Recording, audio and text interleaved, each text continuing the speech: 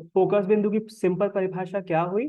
जब कोई प्रकाश किरण किसी अवतल दर्पण के सामने मुख्य अक्ष के समांतर आपतित होती है। अब इतनी सारी बातें याद नहीं रहेंगी, तो हम केवल ये बोल सकते हैं कि कोई प्रकाश किरणें जब अवतल दर्पण के समांतर आपतित होती हैं तो वो हमेशा मुख्य फोकस से होकर गुजरती हैं, है ना। और इसकी प्रॉपर डेफिनेशन क्या होगी जो पूछी जा चुकी है? पहले तो आपको ये डायग्राम बनाना पड़ेगा और उसको एक्सप्लेन करने के लिए बोलना पड़ेगा।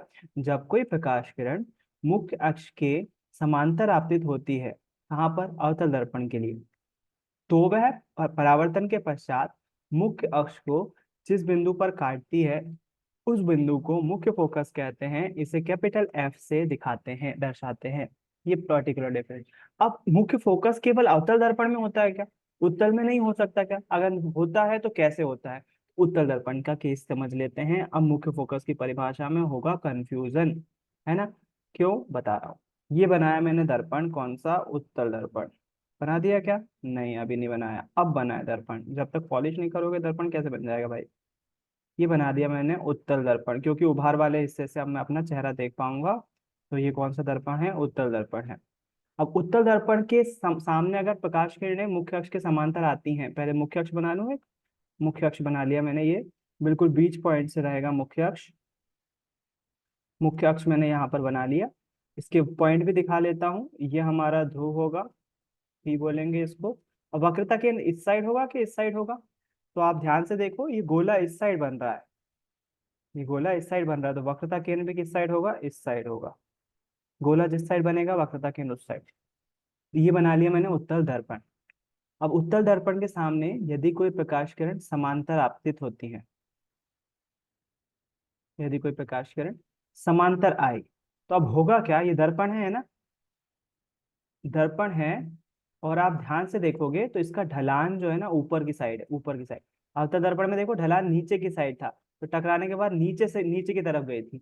यहाँ पर ढलान ऊपर साइड है, तो प्रकाश किरण मालूम कैसे जाएगी? प्रकाश किरण ऐसी जाएगी टकराने के बाद, मतलब ऐसी आई और ऐसी चली गई।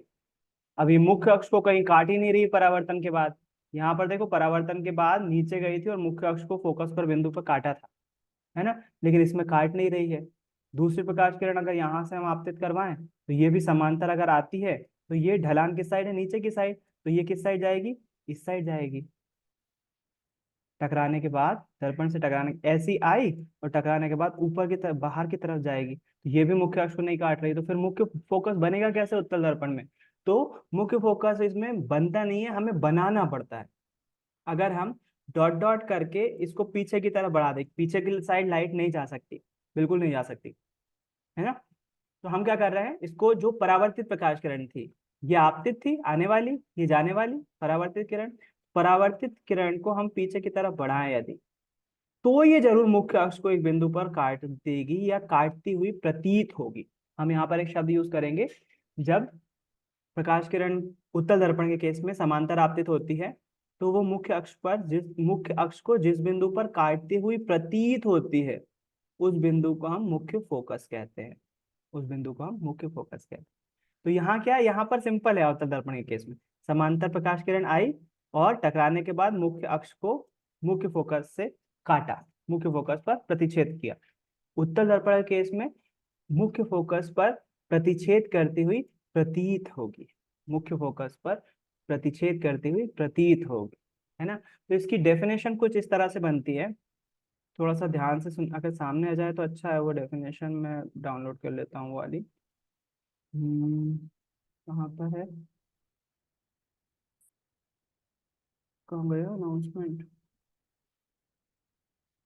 दोनों डेफिनेशन को हमको साथ में लिखना पड़ता है जब भी फोकस की डेफिनेशन लिखते हैं ना अपन।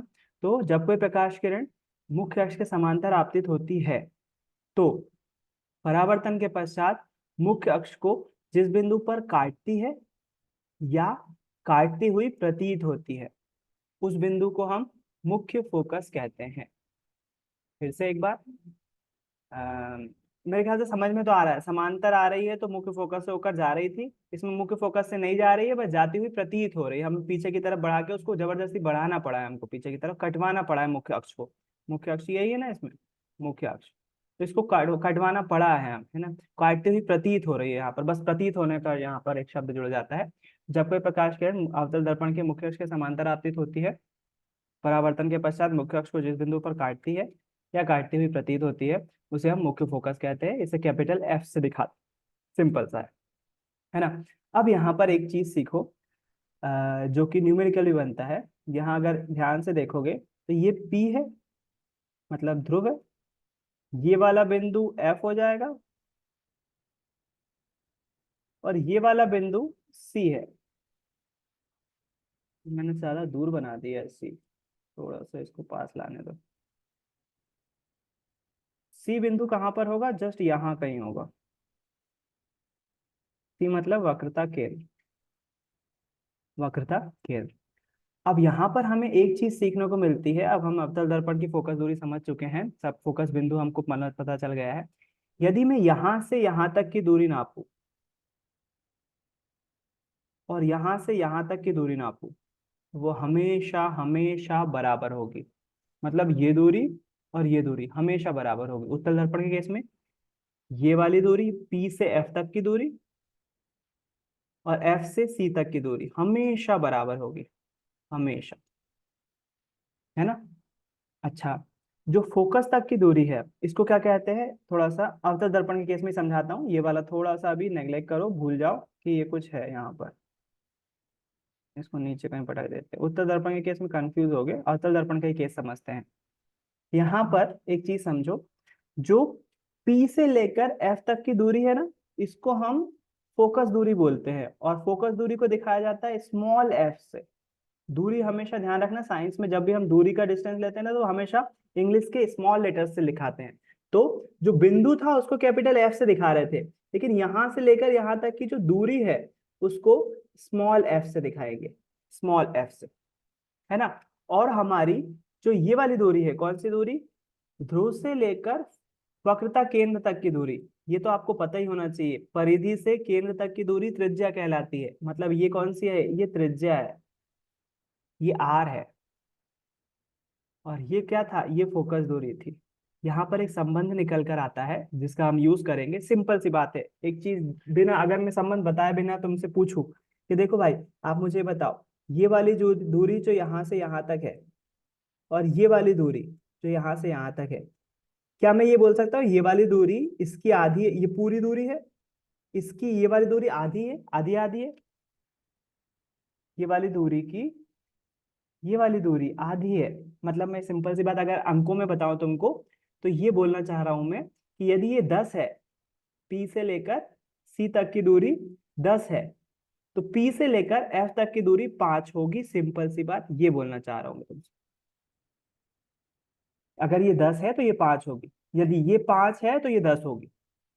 मतलब क्या बोल रहा हूं मैं, मतलब ये बोल रहा हूं कि जो त्रिज्या होती है ना, त्रिज्या, जो दर्पण हमारी वक्रता त्रिज्या बोलते हैं ना जिसको, जो वक्रता त्रिज्या होती है वो फोकस दूरी की दुगनी होती है।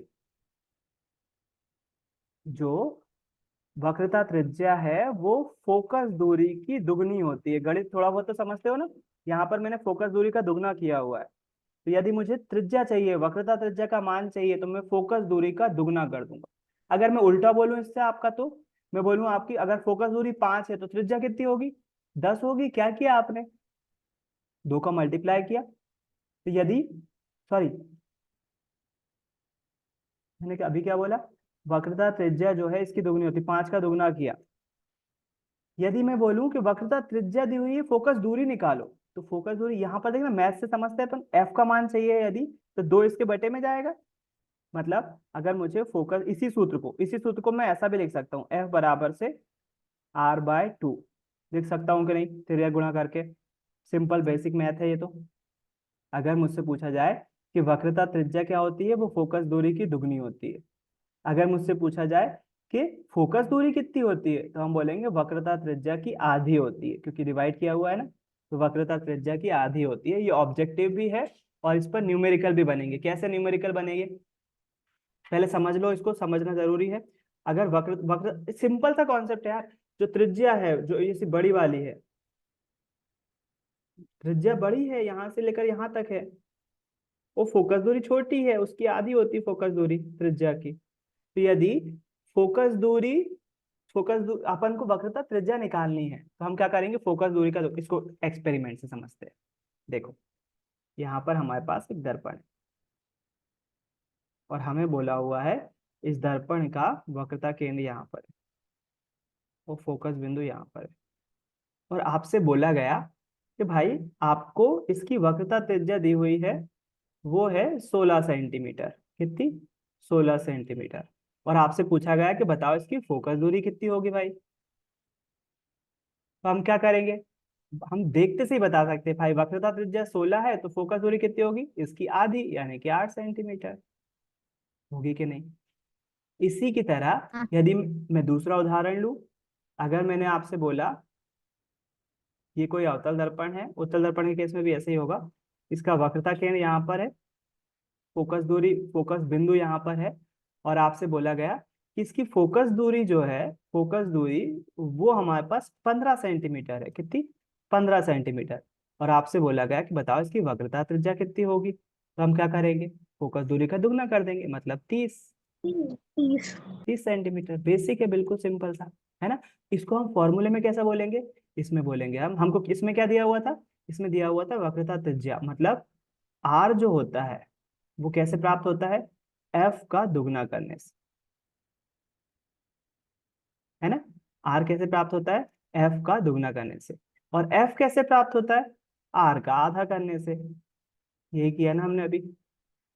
तो फोकस दूरी वक्रता त्रिज्या की, सॉरी, वक्रता त्रिज्या फोकस दूरी की दुगनी होती है, और फोकस दूरी वक्रता त्रिज्या की आधी होती है। इसमें के न्यूमेरिकल आएंगे तो वो आप देख लेंगे, छोटा सा है बिल्कुल कॉन्सेप्ट, है ना।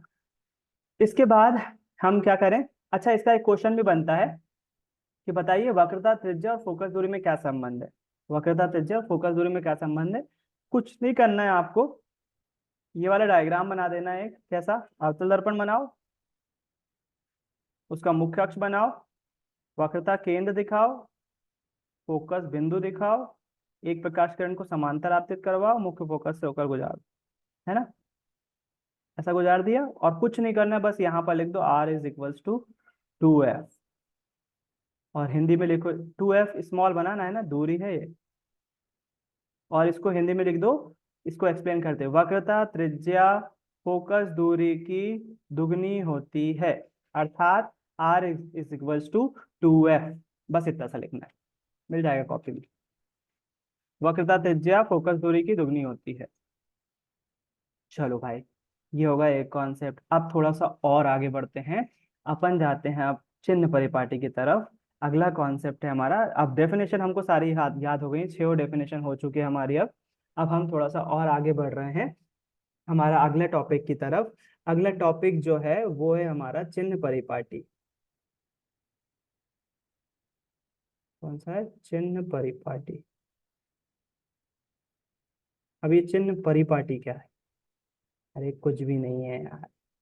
केवल होता क्या है, अपन को ये जो दर्पण है ना, इसमें प्रतिबिंब बनते हैं, है ना। अभी अपन ने देखा था एक लड़का खड़ा था, उसका मुंह मुंह मुंह इतना बड़ा दिखाई दे रहा था, तो प्रतिबिंब कहीं ना कहीं तो बन रहा होगा ना। अब सर कहीं ना कहीं, हाँ। सर ये मुख्य फोकस की उत्तल दर्पण वाली परिभाषा क्या होगी?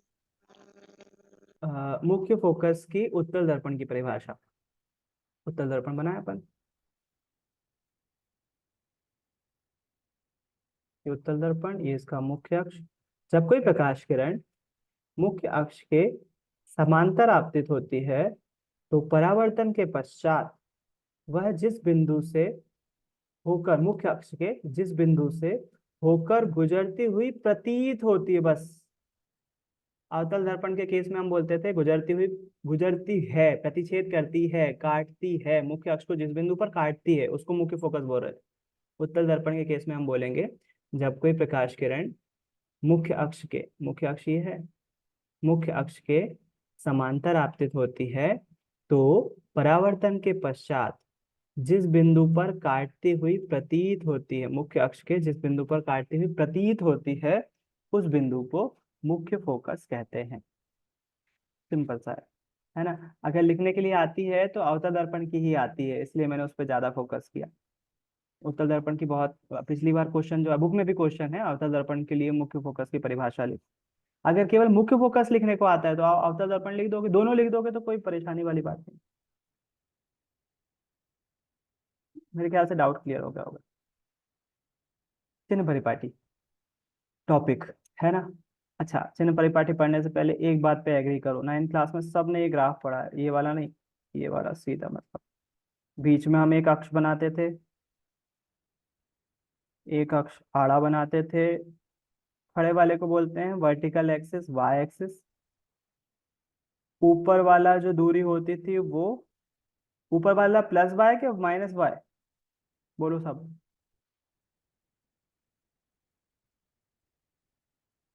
माइनस होता है, पता नहीं। प्लस माइनस भैया प्लस प्लस होता है। प्लस बाय, ऊपर वाला प्लस होता है, दूसरा माइनस। प्लस बाय होता है। और इस साइड वाला एक्स होता है, प्लस होता है कि माइनस? भैया प्लस प्लस। बहुत भैया बढ़िया, इस साइड वाला माइनस। चलो बहुत बढ़िया। इतना हमने 9th क्लास में पढ़ा है, दो एक्सिस रहते हैं तो इस साइड की सारी दूरियां जो है वो धनात्मक होती हैं, +1, +2, +3 ऐसे। और इस साइड की -1, -2, -3। इसी तरह से y ऊपर की दूरियां जो है वो धनात्मक होती है, +1, +2, और नीचे की दूरियां जो है ऋणात्मक होती है। ये सब हमने पढ़ा है 9th क्लास में, सबने पढ़ा हुआ, कोई भी वो नहीं बोल। इसी चीज को यदि मैं दर्पण के केस में बोलूं, बोले आप बोलोगे दर्पण के केस में क्यों बोल रहे हो, थोड़ा सा वेट करो, थोड़ा सा वेट करो, है ना। अगर मैं एक दर्पण बना लूं, ज्यादातर अवतल दर्पण का ही यूज किया जाएगा, मैंने पहले भी बोला, ये मैंने बनाया अवतल दर्पण। और अवतल दर्पण के लिए पहले खींच लिया एक मुख्य अक्ष।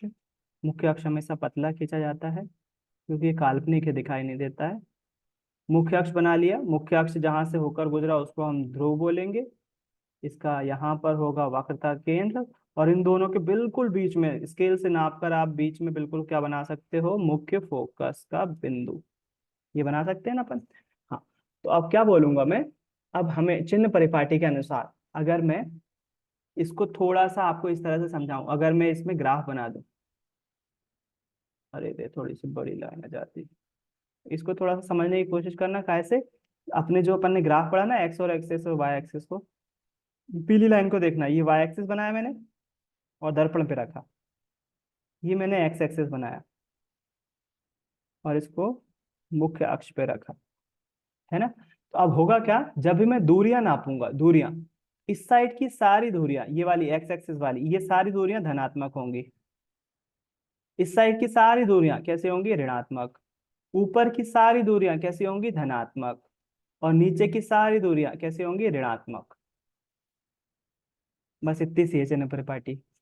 हमने क्या करा है, बस उस अक्ष में बीच में दर्पण रख दिया है, दर्पण के इस साइड की सारी दूरियां कैसी होंगी, धनात्मक। इस साइड बोले तो इसको दायां साइड बोलेंगे ना, सीधा हाथ, दाएं साइड, दायां। इस साइड को बायां बोलेंगे। ये सीधा हाथ की तरफ है हमारा, ये उल्टा हाथ की तरफ है। तो दाएं साइड साइड की सारी दूरियां कैसी होंगी, धनात्मक। बाएं साइड की सारी दूरियां कैसी होंगी, ऋणात्मक, माइनस में। ऊपर की सारी दूरियां कैसी होंगी, धनात्मक। नीचे की सारी दूरियां कैसी होंगी, ऋणात्मक। ये चिन्ह परिपाटी है। समझ में तो आ गया। लिखने के लिए यही लिखेंगे क्या, नहीं। किसी को समझ में नहीं आया होगा तो बोल दो भाई, अभी आ गया सबको। तो ये चिन्ह परिपाटी दूरियों को बस धनात्मक ऋणात्मक दिखाता है। आप थोड़ी सी याद करने वाली बात कर लें, है ना। एक्चुअली में चिन्ह परिपाटी कुछ नियम है जो कि दर्पणों पर लागू होते हैं, लेंस पर भी होते हैं वैसे तो, दोनों पे ही लागू होते हैं। लेंस के लिए भी सेम चिन्ह परिपाटी बनती, बस यहाँ पर लेंस बन जाता है, तो जब लेंस पढ़ेंगे तब बता दूंगा। चिन्ह परिपाटी क्या है, कुछ नहीं है, कुछ नियम है।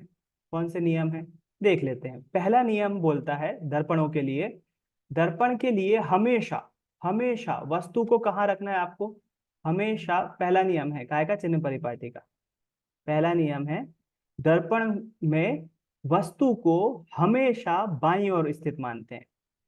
मतलब वस्तु, ये वस्तु बना रहा हूं, ये बना दी मैंने वस्तु, एक तीर जैसा बना दिया और उसको लिख दिया AB। ये मान लो कैंडल है, कैंडल के ऊपर की लो है, आप कैंडल भी बना सकते हो। ये वस्तु बनाई मैंने AB।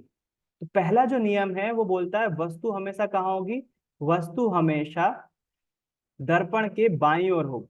किस साइड, बाईं ओर स्थित होती है, पहला नियम।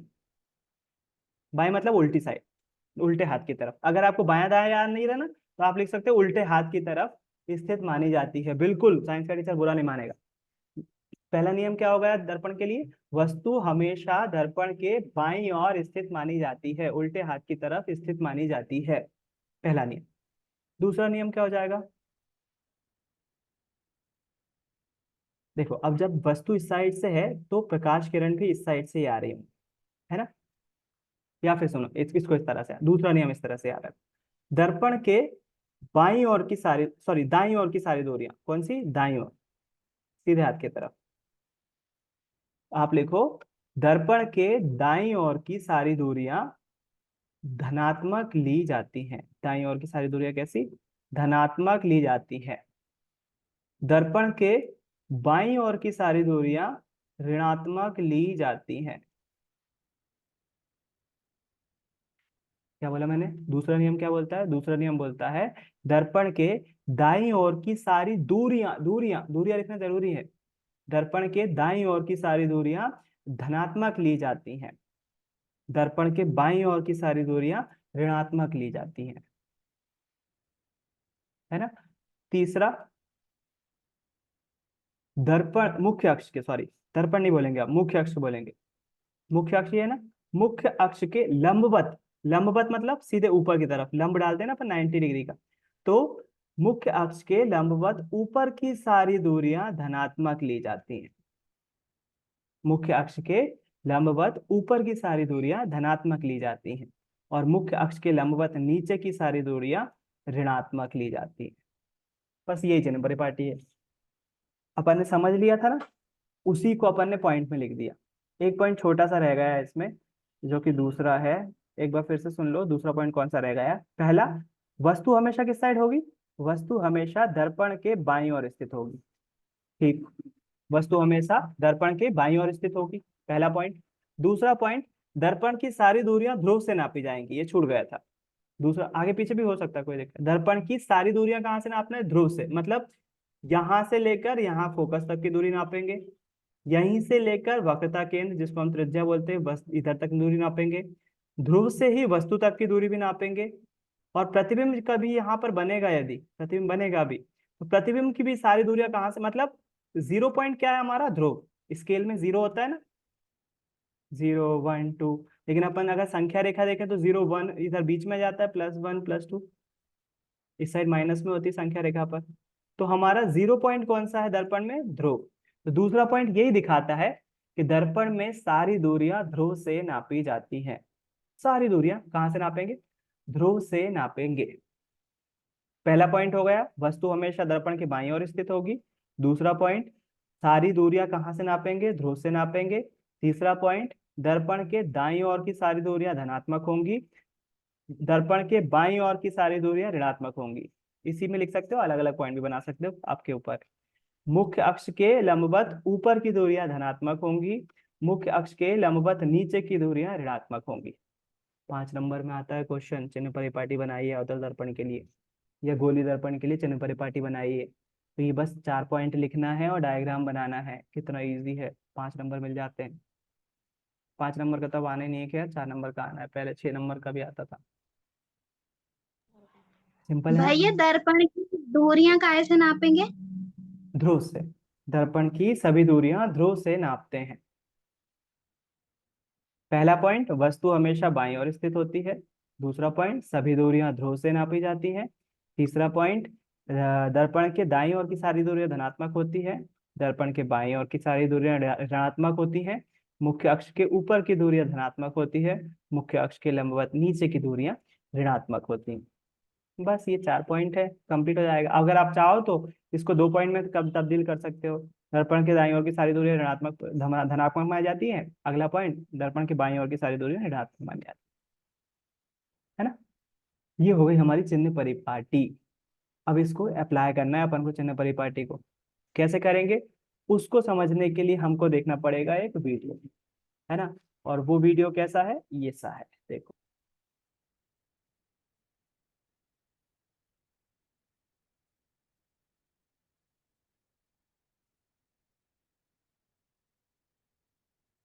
अगला टॉपिक जो कि है दर्पण से बनने वाले प्रतिबिंब, है ना, कि दर्पण से प्रतिबिंब कैसे कैसे बनते हैं। अब समतल दर्पण में तो सिंपल सी बात है। अच्छा एक और बात बताओ, आज अपन ने फोकस दूरी देखी है ना। अवतल दर्पण के केस में अपन ने अवतल दर्पण ऐसा बनाया, मुख्य अक्ष बनाया, बोले इसके समांतर प्रकाश किरण आती है तो हमेशा मुख्य फोकस से जाती है अवतल दर्पण के केस में। उत्तल दर्पण के केस में अपन ने बोला, उत्तल दर्पण के केस में अगर हम उत्तल दर्पण ऐसा बनाए, अंदर से पॉलिश कर दें, मुख्य अक्ष बनाए, एक प्रकाश किरण समांतर आपतित होगी और मुख्य अक्ष को जिस बिंदु पर काटती हुई प्रतीत होगी उसको हम मुख्य फोकस बोलेंगे, है ना। अब मुझे ये बताओ, अगर तुम्हारे सामने, ये तो दोनों गोली दर्पण थे, अगर तुम्हारे सामने समतल दर्पण रख दिया जाए जो कि बिल्कुल सीधा है और एक साइड पॉलिश कर दी जाए, अब इसकी फोकस दूरी कैसे निकालोगे?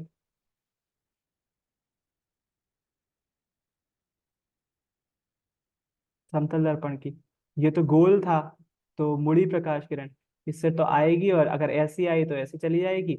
अगर समांतर आपतित हुई, मुख्य मुख्य अक्ष तो है, समांतर आपतित हुई तो ऐसे की ऐसी वापस लौट जाएगी। आपको पता है ये चीज, लेजर लाइट से आपने करके देखा है। अगर प्रकाश किरण ऐसी गई समतल दर्पण के केस में, इसी बात में परावर्तन में वो दिखेगा ही नहीं, तो फिर मुख्य अक्ष को काटेगी ही नहीं। फिर तो समतल दर्पण के लिए ऑब्जेक्टिव बनता है, समतल दर्पण के लिए जो हमारा मुख्य फोकस होता है वो कहाँ होता है, उसका मान इन्फिनिटी होता है, अनंत होता है। समतल दर्पण के लिए मुख्य जो फोकस बिंदु होता है ना, फोकस बिंदु होता है वो कहाँ होता है, अनंत पर होता है। क्योंकि गोला बन ही नहीं रहा है, मुख्य अक्ष को काटेगी ही नहीं परावर्तित प्रकाश किरण, तो अ, हमको फोकस बिंदु मिलेगा भी नहीं, तो हम बोल देते फोकस बिंदु कहाँ है, अनंत पर, समतल दर्पण के केस में। तो ऑब्जेक्टिव याद रखिएगा। चलो ये हो गई चिन्ह परिपाटी। अब सर अपन आ एक जाते बार और हैं समझाओ ये। फिर से समतल सर। दर्पण का। हाँ, हाँ। अरे उसको याद रखने वाली चीज है। समतल दर्पण का जो फोकस बिंदु होता है वो कहाँ होता है, अनंत। एक लाइन का ऑब्जेक्टिव है समतल दर्पण का फोकस बिंदु। समतल दर्पण सीधा होगा ना, गोली दर्पण गोल वैसा कर्व वाला होता है, थोड़ा सा घुमा हुआ रहता है, इसलिए फोकस बिंदु मिल जाता है टकराने के बाद, मुख्य अक्ष से टकराता है। अब ये सीधा है तो अगर प्रकाश किरण समांतर आपतित होगी तो वैसे के वैसे वापस लौट जाएगा, है ना, जबकि मुख्य अक्ष को काटना चाहिए इसको, तब फोकस बिंदु मिलेगा। इसलिए समतल दर्पण का फोकस बिंदु कहाँ होता है, समतल दर्पण का फोकस बिंदु अनंत पर होता है। एक लाइन का ऑब्जेक्टिव है, क्वेश्चन नहीं बनेगा, वो केवल ऑब्जेक्टिव है बस। चलो अब अपन आगे अपना एक टॉपिक और कंप्लीट हुआ। अब अपन देखते हैं दर्पण से बनने वाले प्रतिबिंब, अगला टॉपिक। तो हमारे दोनों दर्पणों से कुछ प्रतिबिंब बनेंगे, उनको देखना है हमको अलग अलग कंडीशन। दर्पण से प्रतिबिंब, बनने वाले प्रतिबिंब, पूरा नहीं लिख रहा हूँ मैं, आलसी कर रहा हूँ, राइटिंग पे ध्यान मत दीजिए। दर्पण से बनने वाले प्रतिबिंब, बहुत गंदा लिखा है। तो अब हमारे पास क्या है मसला, मसला ये है कि हमारे पास एक दर्पण है, अवतल दर्पण। ये बना लिया मैंने, कौन सा दर्पण, अवतल दर्पण। इसको समझना जरूरी है, नहीं समझ में आया तो चलेगा, क्योंकि न्यूमेरिकल इसके बेस पे बनेंगे, लेकिन ये जो आप टॉपिक शुरू करने वाले हैं अपन, ये सबसे कठिन टॉपिक है इस चैप्टर का, है ना। दर्पण से बनने वाली स्थितियां, इसी से न्यूमेरिकल भी बनते हैं, लेकिन न्यूमेरिकल इसके बिना भी सॉल्व हो सकते हैं। तो ज्यादा ध्यान देने की जरूरत नहीं है, प्रैक्टिकली समझने की कोशिश करना, समझ में आ जाएगा, इतना ज्यादा कठिन भी नहीं है ना। इसमें क्या होता है हमारे पास बुक में, देखो ये हमारे पास अवतल दर्पण है। अवतल दर्पण में हमने बना लिया सबसे पहले मुख्य अक्ष, जो कि कहाँ से जा रहा होगा, इसके वक्रता केंद्र और ध्रुव से होकर जा रहा होगा। तो ये बना लिया मैंने इसका ध्रुव, यहाँ पर बना लिया वक्रता केंद्र, और इन दोनों के जस्ट बीच में बिल्कुल सेंटर पॉइंट में क्या बना लिया, मुख्य फोकस, मुख्य फोकस, फोकस बिंदु बना लिया, है ना। अब होता क्या है, देखो इस केस में जो वस्तुएं हैं ना वो कहाँ कहाँ रखी जा सकती है दर्पण के सामने। अपन ने अब अभी देखा था ना, आज फोटो देखी थी, एक वीडियो देखी थी, उसमें बच्चा पास में खड़ा था तो उसका सीधा प्रतिबिंब बन रहा था, दूर वाले लोगों का उल्टा प्रतिबिंब बन रहा था। अब हम वही देखने वाले हैं आज कि क्यों ऐसा हो रहा था। एक्चुअली में अवतल दर्पण के सामने वस्तुएं जो है 6 तरह से रखी जा सकती है। सबसे पहला है अनंत पर रखी, अनंत पर मतलब जैसे इसके दर्पण से बहुत ज्यादा दूर रखी हुई है। तो हम मान लेते हैं वस्तु अनंत पर रखी हुई है, पहली कंडीशन।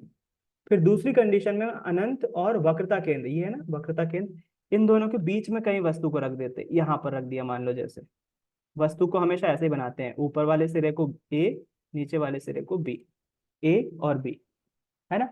फिर उसके बाद हम वस्तु को कहाँ करते हैं, अब सी पर ही ले आते हैं, वक्रता केंद्र पर ही रख देते हैं। तीसरी स्थिति में वक्रता केंद्र पर ही रख दिया वस्तु को, नाम दे दिया ए बी। चौथी कंडीशन में सी और एफ के बीच में कहीं रख दिया, ए और बी। पांचवी कंडीशन में एफ पर ही रख दिया, ए और बी। और छठवीं कंडीशन में एफ और पी के बीच में कहीं रख दिया, यहां रख दिया, ए और बी। तो 6 तरह से वस्तुओं को रखा जा सकता है। पहला अनंत पर, दूसरा अनंत और वक्रता केंद्र के बीच में, तीसरा वक्रता केंद्र पर, चौथा वक्रता केंद्र और एफ के बीच में, पांचवा एफ पर, और छठवा एफ और पी यानी कि फोकस बिंदु और ध्रुव के बीच में। ये 6 कंडीशन में अलग अलग प्रतिबिंब बनेंगे, 6 के 6। तो वो देखना है हमको, है ना। अब वो शुरू करने से पहले, क्योंकि बड़ा टॉपिक है, शुरू करने से पहले हमको थोड़ा सा नियम देखना पड़ेगा। एक नियम है जो कि फोकस बिंदु की परिभाषा से जुड़ता हुआ है नियम। जरा सा टाइम लगेगा, वो नियम देख लेते हैं ताकि अपन इसको क्या बोलते हैं, इसको बोलते हैं प्रतिबिंब बनने के नियम। दर्पण से प्रतिबिंब बनने के नियम याद करने की बिल्कुल भी जरूरत नहीं है, केवल समझने की जरूरत है। अब आज तक नहीं पूछा गया है, ना ही पूछा जाएगा, लेकिन हमसे वो इससे समझ में आता है कि प्रतिबिंब कैसे बनते हैं, है ना, दर्पणों से प्रतिबिंब कैसे बनते हैं। इसमें वीडियो दिखाने का मकसद भी यही था कि हम नॉर्मली अपने दैनिक दिनचर्या में समतल दर्पण के प्रतिबिंब देखते हैं, और हम पढ़ कौन से रहे, गोलीय दर्पण के प्रतिबिंब, है ना। इसलिए दिखाया था आपको कि उत्तल दर्पण में हमको सीधे प्रतिबिंब दिख रहे हैं, दूर पास कहीं पर भी जाए, लेकिन अवतल दर्पण में वो प्रतिबिंब चेंज हो रहे हैं। पास है तो सीधा प्रतिबिंब बन रहा है, बड़ा बन रहा है, अगर दूर है तो हमको उल्टे प्रतिबिंब प्राप्त होते हैं। तो कैसे, फिर वही इसलिए मैंने दिखा दिया पहले ही, रियल लाइफ में हम नहीं देखते हैं अवतल दर्पण, है ना। तो अब अपन बात कर लेते हैं है कि प्रतिबिंब बनने के नियम की। तो पहला और दूसरा नियम तो बिल्कुल इजी है अगर फोकस बिंदु जानते हो तो। पहला नियम बोलता है जब भी कोई प्रकाश किरण मुख्य अक्ष के समांतर आपतित होगी, मतलब मुख्य अक्ष के समांतर आएगी, तो वो हमेशा कहाँ से होकर जाएगी, फोकस बिंदु से। बोलोगे ये तो मुख्य फोकस की परिभाषा है, हाँ वही नियम है पहला। यदि कोई प्रकाश किरण मुख्य अक्ष के समांतर आपतित होगी तो वो मुख्य फोकस से होकर जाएगी। दूसरा नियम भी इसी जैसा ही है, जस्ट इसका अपोजिट है। यदि कोई प्रकाश किरण, यदि कोई प्रकाश किरण मुख्य फोकस से आपतित हो जाए, इधर से आ जाए, तो क्या हो जाएगा, वो समांतर हो जाएगी। दोनों में अंतर समझ में आया। इसमें क्या हुआ था, समांतर आई, कहाँ से होकर गई, मुख्य फोकस से, यहाँ से आई, मुख्य फोकस से होकर गई।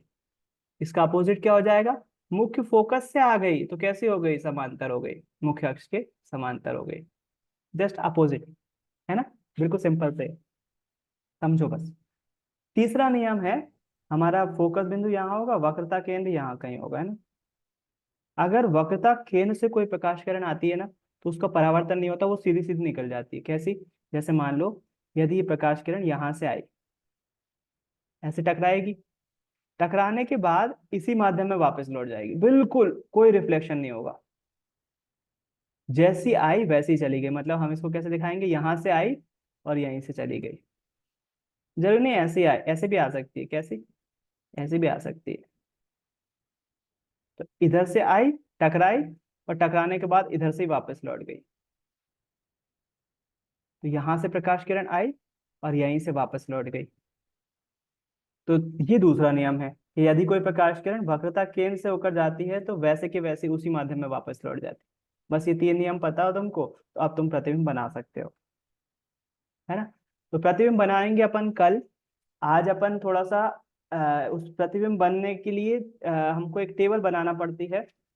वो टेबल कौन सी है, हम देखेंगे। सबसे पहले वस्तु कहाँ रखी है, वस्तु की स्थिति, क्योंकि 2 मिनट बाकी हैं और मेरा मूड बिल्कुल नहीं है, क्योंकि आज मैं ट्रेनिंग में गया था। ट्रेनिंग से आने के बाद तुरंत आपको पढ़ा, वहां से आए ही हूँ, 5 बजे छुट्टी हुई थी सीहोर में, वहां से आए ही हूँ, चाय भी नहीं पी है और मैं आपकी क्लास लेने लगा हूँ। तो बता क्यों रहा हूँ, बता इसलिए रहा हूँ कि यदि मैं इतनी डेडिकेशन के साथ पढ़ा रहा हूँ, इतनी बिल्कुल सीरियस होके पढ़ा रहा हूँ, तो आपको उसी तरह से सीरियस आपको भी मेहनत करना चाहिए। तो हम यहाँ पर एक टेबल बनाएंगे प्रतिबिंब बनने के लिए। उसमें पहला कॉलम रहेगा वस्तु की स्थिति, दूसरा रहेगा प्रतिबिंब की स्थिति, मतलब प्रतिबिंब कहाँ बन रहा है, उसको बोलते हैं वी। तीसरी स्थिति, तीसरा कॉलम में लिखेंगे अपन प्रतिबिंब का आकार, प्रतिबिंब छोटा बन रहा है, वस्तु से कैसा बन रहा है, वस्तु के कंपेयर में छोटा बन रहा है, बड़ा बन रहा है, कैसा बन रहा है, प्रतिबिंब का आकार। तीसरा पॉइंट बोलेंगे हम प्रतिबिंब का आकार। चौथा पॉइंट बोलेंगे अपन आभासी या वास्तविक, आभासी या वास्तविक। तो कल अपन शुरुआत इसी से करेंगे, आभासी और वास्तविक प्रतिबिंब क्या होते हैं, और फिर इस पे टेबल पे आएंगे वापस, क्योंकि ये सब टॉपिक है। इस पे 2 नंबर का क्वेश्चन बना है, बन भी सकता है, पुराने पेपर्स में आ चुका है। आभासी और वास्तविक प्रतिबिंब में अंतर, वस्तु की स्थिति, प्रतिबिंब, प्रतिबिंब का आकार, आभासी स्थिति, और आखिरी में एक पॉइंट और है सीधा या उल्टा। उल्टा प्रतिबिंब आज आपने वीडियो में देखा है, सीधा या उल्टा। तो इसके आधार पर अपन देखेंगे कल कि प्रतिबिंब कैसे कैसे बन रहे हैं। तो शुरुआत करेंगे कल आभासी और वास्तविक प्रतिबिंब में अंतर से, कि क्या होते हैं इन दोनों में अंतर। कुछ बच्चों को शायद पता भी होगा, तो 8th क्लास का क्वेश्चन है ये, आभासी और वास्तविक प्रतिबिंब में अंतर।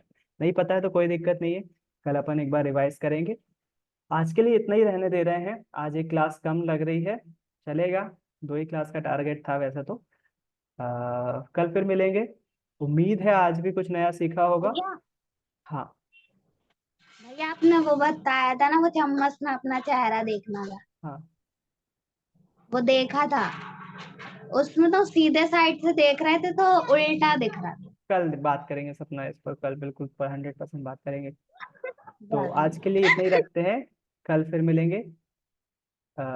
फिर से रिपीट कर रहा हूँ, कुछ मतलब आज कुछ नया सीखा होगा, है ना। बाय, गुड नाइट, जय गुरुदेव सभी को। Thank you sir. Welcome welcome thank you. Welcome welcome.